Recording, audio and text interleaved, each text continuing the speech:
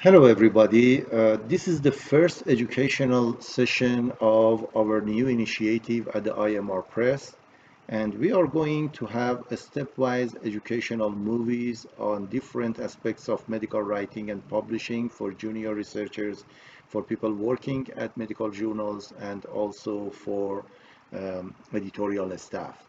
And the first session is devoted to authorship criteria and whether we can change the list of authors after submission of our articles to journals.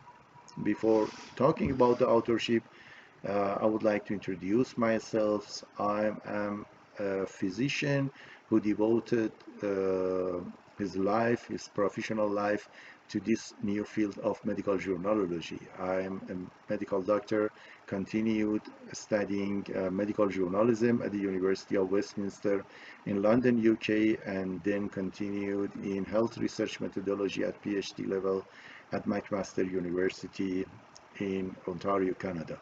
During the last 20-25 years, I have done some activities in this field. I founded and I was head of the medical journalism department in my native country, and also for more than 10 years I was the editor-in-chief of the most ancient English language medical journal of my native country. I have been the vice president of the Eastern Mediterranean Association of Medical Editors and was one of the co-council members and also a core member of the International Committee of Medical Journal Editors for some years, and for 2 years I was one of the directors of World Association of Medical Editors.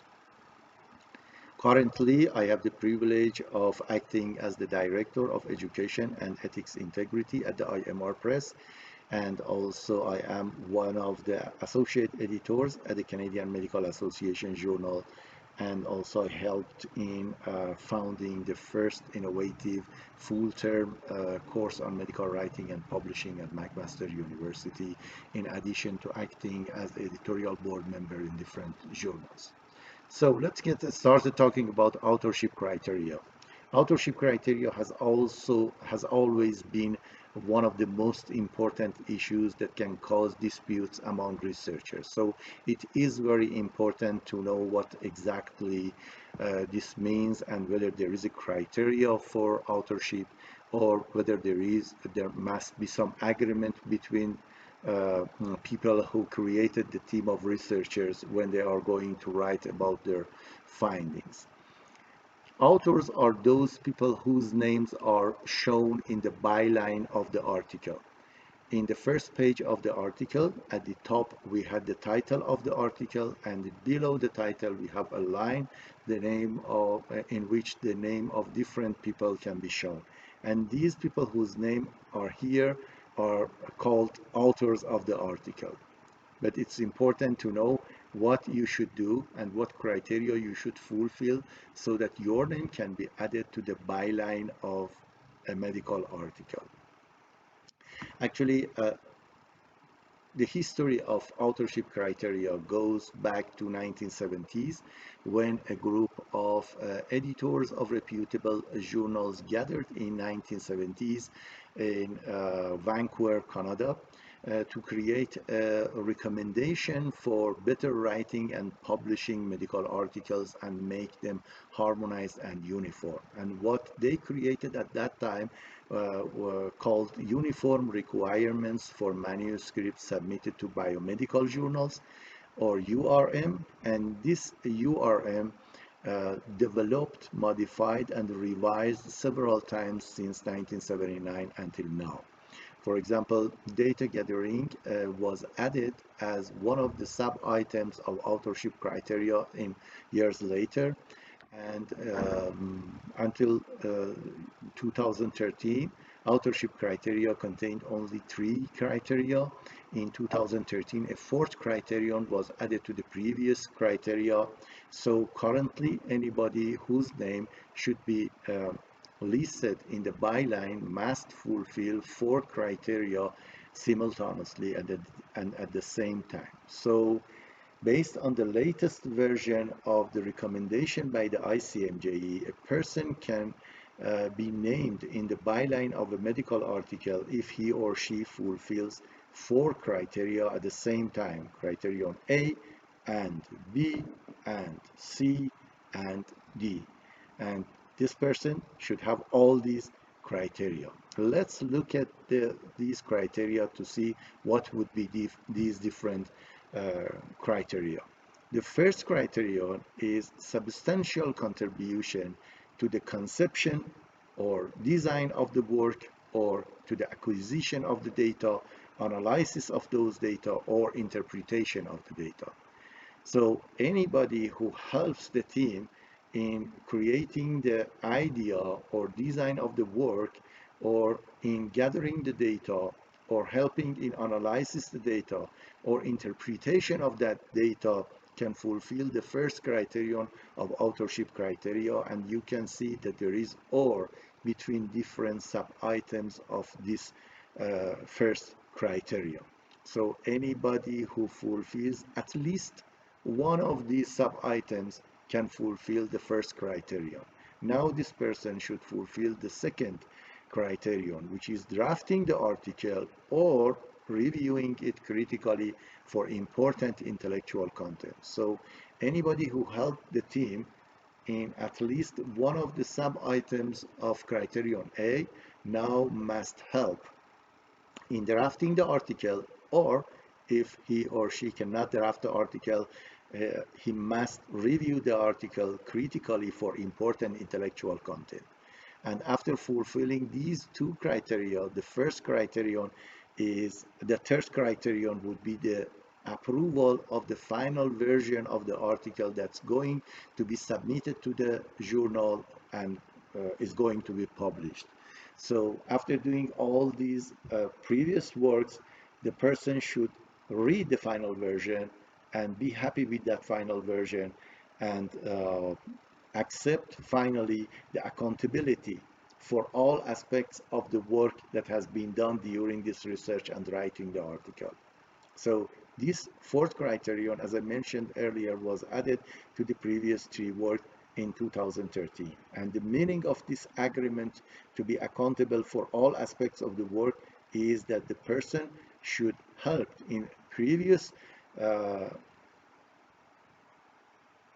items and have done those items by himself, or he or she should be aware who had done previous works and whether that person is legitimate to do that or not. So as a person who are going to gain the credit of authorship, you need to accept the accountability and responsibility, whatever have done earlier in performing the research and in writing about those articles. So you should have four criteria: criteria A and B and C and D. And if you don't have one of these criteria, you don't have the authorship criteria. Your name shouldn't be written in the byline of the article.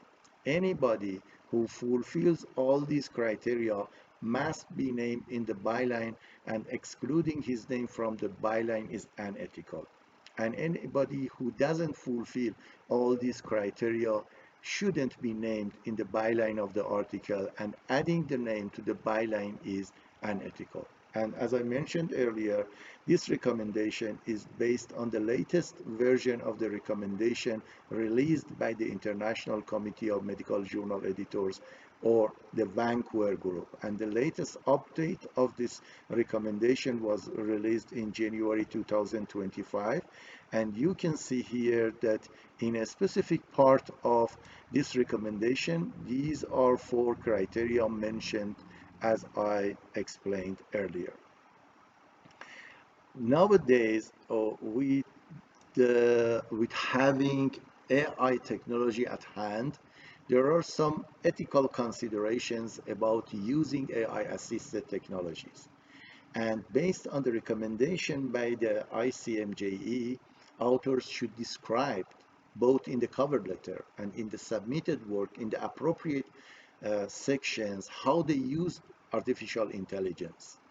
And based on this recommendation, chatbots, including ChatGPT or any other AI technology, cannot be named as an author because chatbot cannot accept the accountability of the content, and humans are responsible for any submitted material that included the use of AI assisted technology. So even if you use AI assisted technology, for example, for correcting the spelling or grammar or anything, or searching the literature, you are the person who are responsible at the end. And you should carefully review and edit the results of what has prepared by AI, because artificial intelligence can generate authoritative sounding output that can be incorrect or incomplete or biased. Authors shouldn't list AI and AI assisted technologies as an author or co-authors, nor they can cite AI as an author.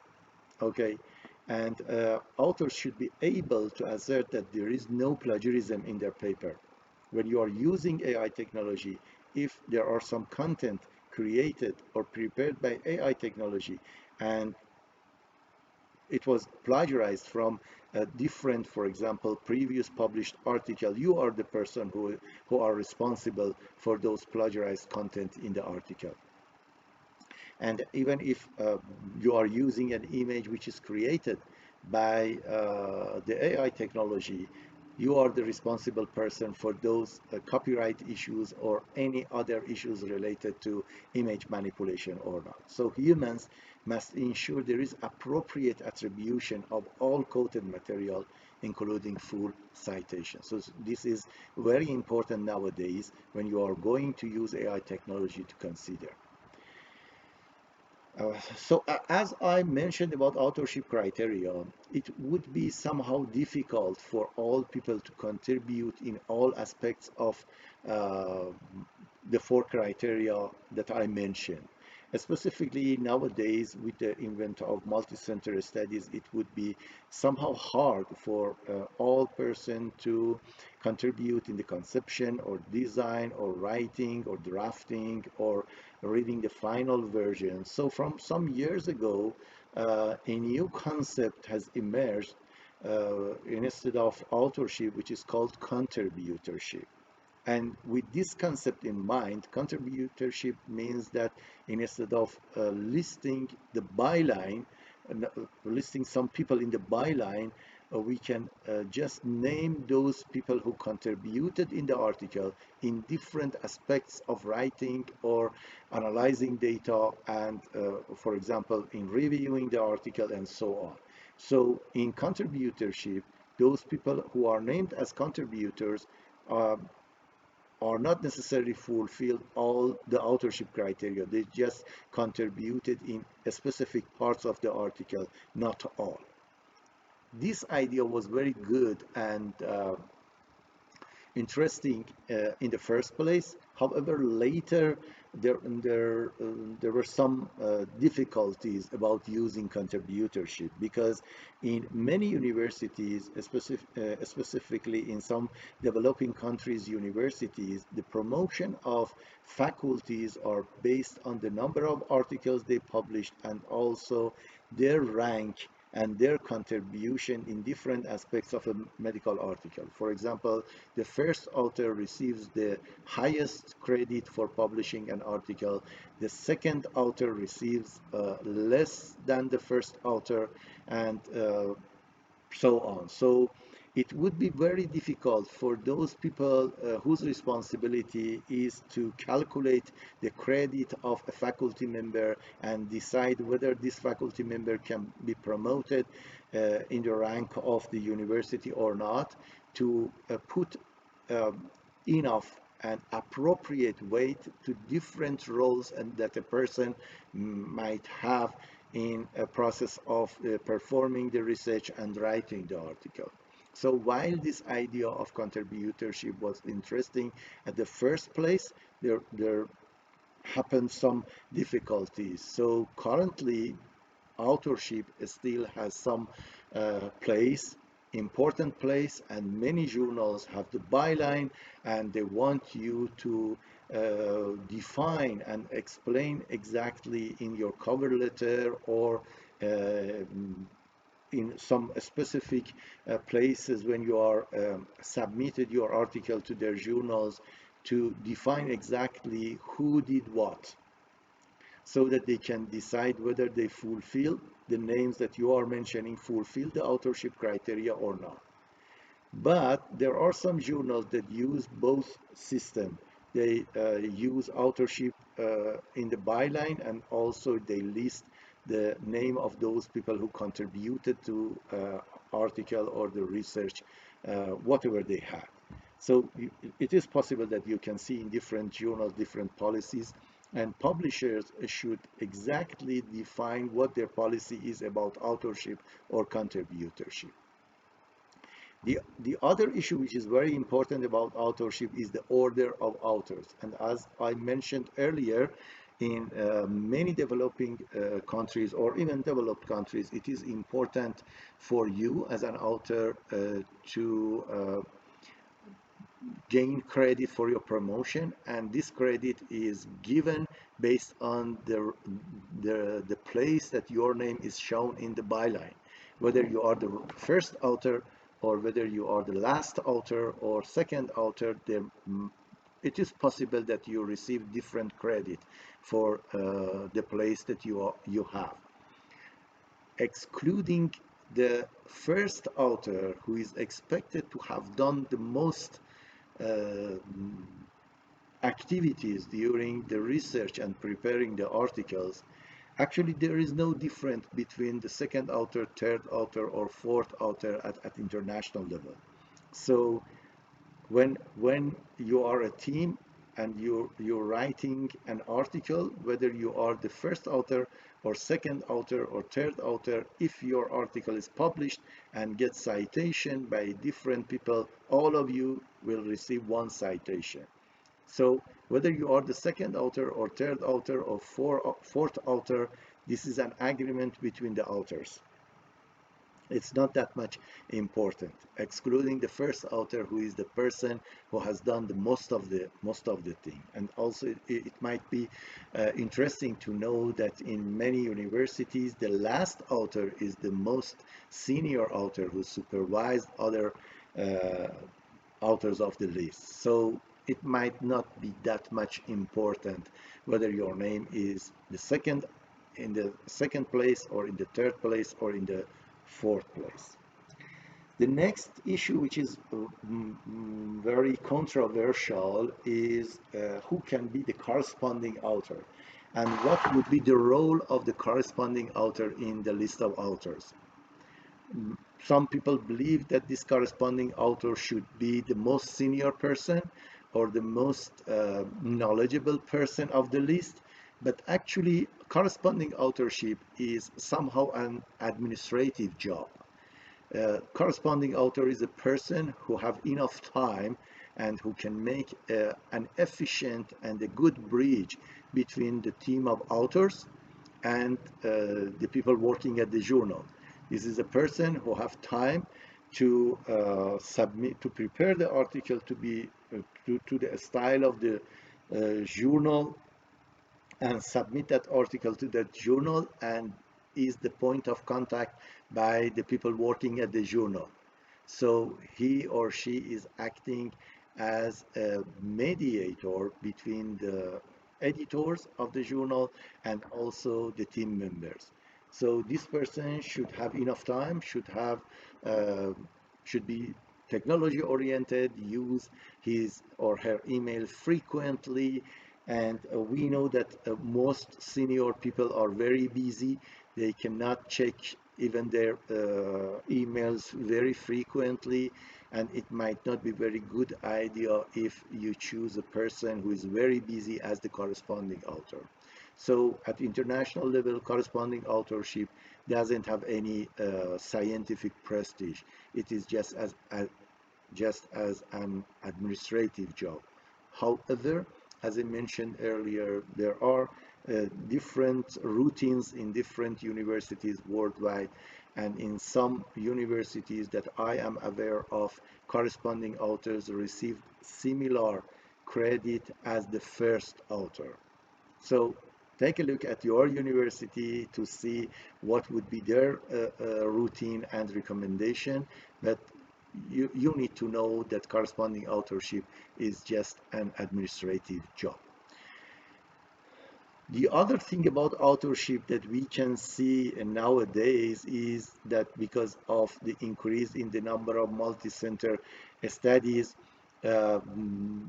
we are receiving many articles which mention that these two people are joint first authors, or these two people are joint corresponding authors. While it might be legitimate that two people work similarly or at very equal weight, but in reality, this joint first authorship or joint corresponding authorship uh, is mostly because those people want to receive a similar credit or more credit. So you are a team of four authors. Two of them, based on the agreement between themselves, act as the first author, joint first authors, and two other authors act as joint corresponding authors in order to receive the highest credit devoted to them by their universities. It might not be that much moral to do that if it's not real. So if you work with one of your co-authors similarly or equally, it is possible for you to be the joint first author. But if it is not, please don't manipulate the authorship criteria. So there are some ethical issues related to authorship that we also need to be aware of. There are some terms: ghost authorship, guest authorship, and also ghost writer. Ghost author is a person who fulfills authorship criteria, has the authorship criteria, but his or her name is not included in the author list. It is absolutely unethical. It might be, for example, a junior researcher, a student, a person who acted and fulfilled the authorship criteria, but unethically his name is removed from the list.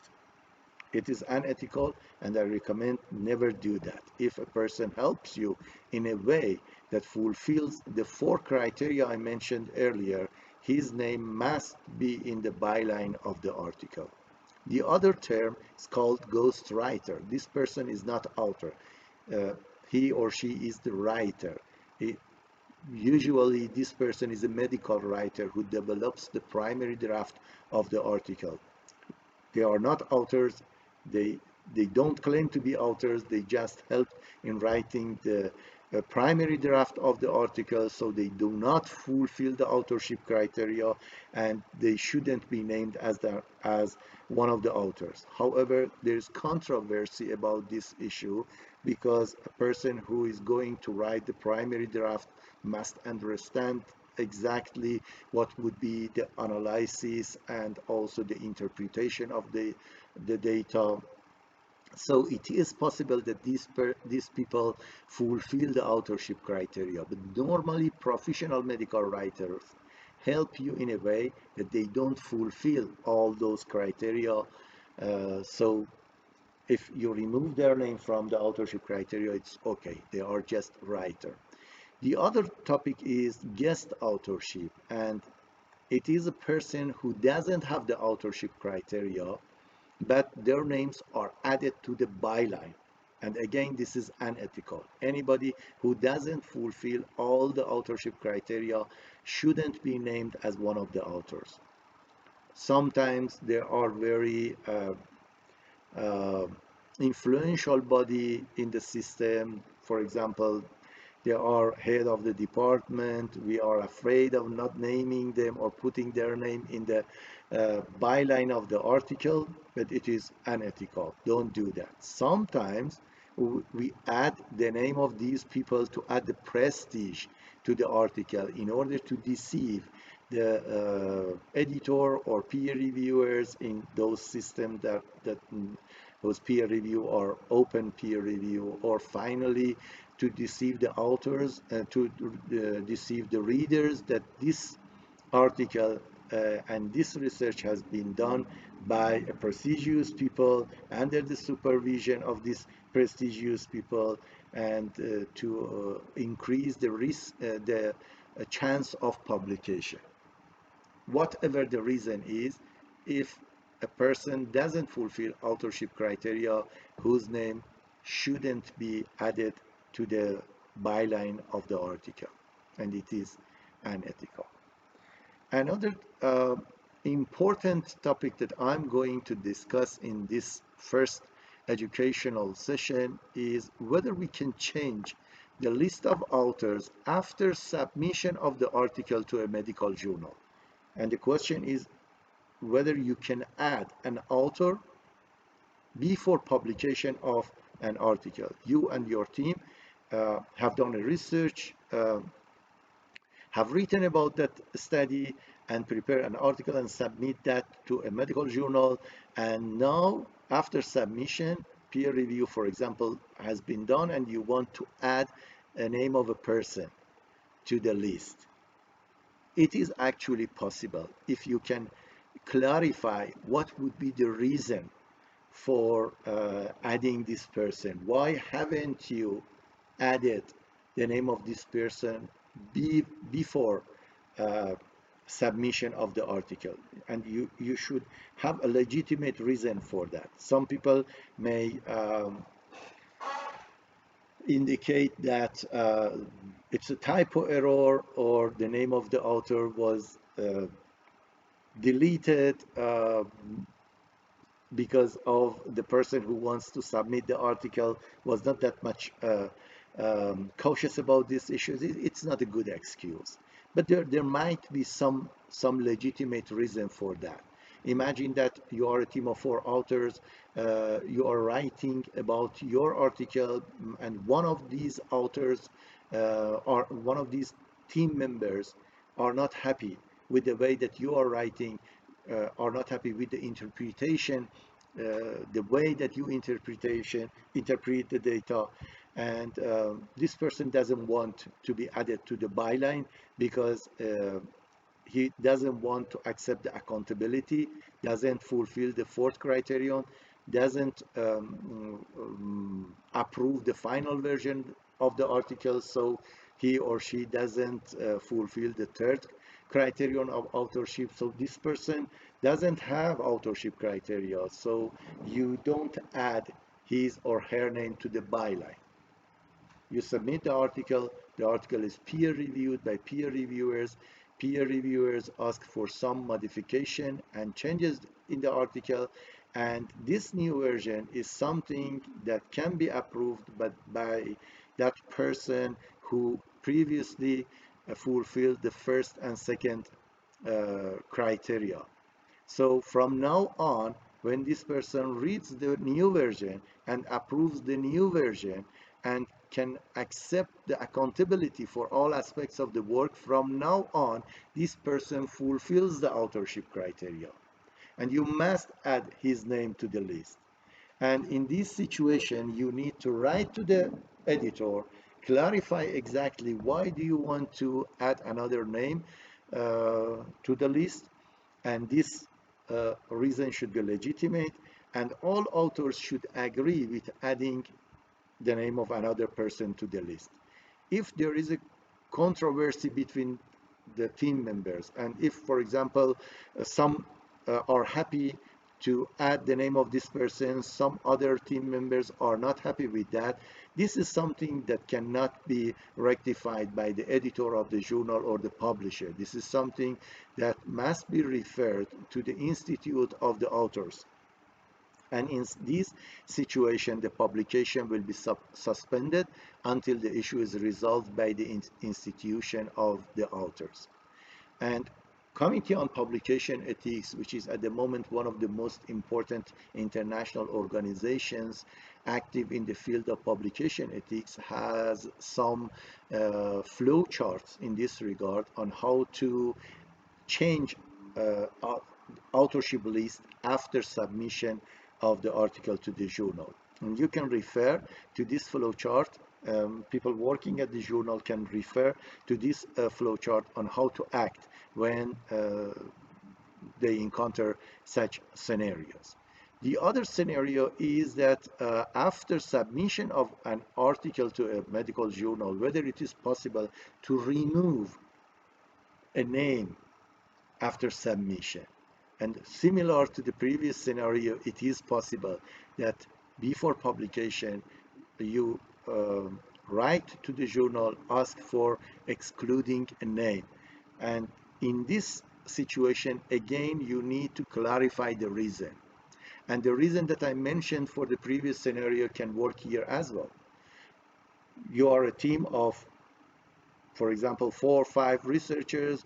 You have done the research, you have written about that, you are happy with everything in the article, you all fulfill all authorship criteria, submit the article to the journal, and the journal send the article to peer review. Peer reviewers ask for some revision or modification, and from this point, one of the authors are not happy with the result, are not happy with the way that the results are interpreted, are not happy with the changes that peer reviewers want to make in the article. So from now on, this person is not happy and is not approve the version to be published, and doesn't accept the accountability of what's going to be published. So from now on, this person doesn't fulfill all authorship criteria. So he wants to be removed from the list because he is not happy with the results. And if he is not happy, and if all authors uh, agree that this name should be removed from the list, they can write to the editor, explain the situation. All authors should sign the letter. Specifically, that person whose name is going to be removed should write and sign that request, that my name, I want my name to be removed from the list. And if everybody is happy, then the name can be removed. But if again there is a controversy between people, if, for example, the excluded author doesn't agree, or other people don't agree with this removal, there is something that can be rectified by the institution of the authors, not the editor or the publisher. This is very important, that the issues and disputes about authorship is something that can be rectified by the people who are responsible for research integrity at the Institute of the authors. And in this situation, the publication of the article will be suspended until the issue is resolved by the related institute or university. And again, there is a flowchart in this regard published by the Committee on Publication Ethics that people working at the journal can refer to. When the article is published already, whether we can change the list of authors. The question is, can you add an author after publication? So everybody were happy with the content and with the way that the new version of the article is going to be published. Now, after the publication, you want to add a name to the list of authors, and it is very difficult to do that, because it's very difficult to clarify a legitimate reason. And almost all journals nowadays ask all authors to sign author contribution when they are submitting their articles. And in this author contribution letter, you define who exactly did what. So when there is not a name in that, after publication, creating and clarifying a reason that is legitimate enough to add a name is very difficult. In many cases, there is something wrong in this article, in a way that, for example, there is a ghost author. There is a person who fulfilled the authorship criteria, but his name or her name has been deleted inappropriately, and after publication this person realized that his name or her name is removed inappropriately from the list, and now he writes to the journal explaining that I have done enough to fulfill the authorship criteria, but my name is not in this article. And or this person may write to the other authors asking why my name is excluded. And if in this scenario all authors should write to the editor, explain the situation, and if all authors agree for adding a name after publication, and there is a legitimate reason for that, all authors accept that this person has fulfilled enough uh, the criteria to be named as author, it is possible that editors accept this request and add the name of the author in a correction after publication. So if all authors don't agree, if there is, for example, controversy between authors, again, the issue must be referred to the related institute. But if they agree, it is okay. It, it is very dependent on the policy of the journal. And it is advisable that all publishers and journals write explicitly in their instruction to authors what would be their reaction if they receive such allegation and such request. So it should be very transparently mentioned in the instruction to authors what is considered authorship criteria by the journal and the publisher, and what the journal or publisher will do in case of any authorship disputes. And the journal or publisher should follow this instruction strictly. It is very important for the journals. So again, there is a related flowchart released by the Committee on Publication Ethics, and step by step people working at the journal may follow these steps to uh, approve whether the request is legitimate or not. If it is legitimate, the list can be corrected by publishing a correction after the publication. However, if we receive a request to remove the name of an author after publication, although there is again a flowchart, extensive flowchart by the Committee on Publication Ethics, but most of the time when we receive uh, a request to remove a name of an author after publication, there might be something unethical. For example, after the publication, one of the authors realized that there are some issues in the integrity of the material that have been published, something that person didn't know earlier.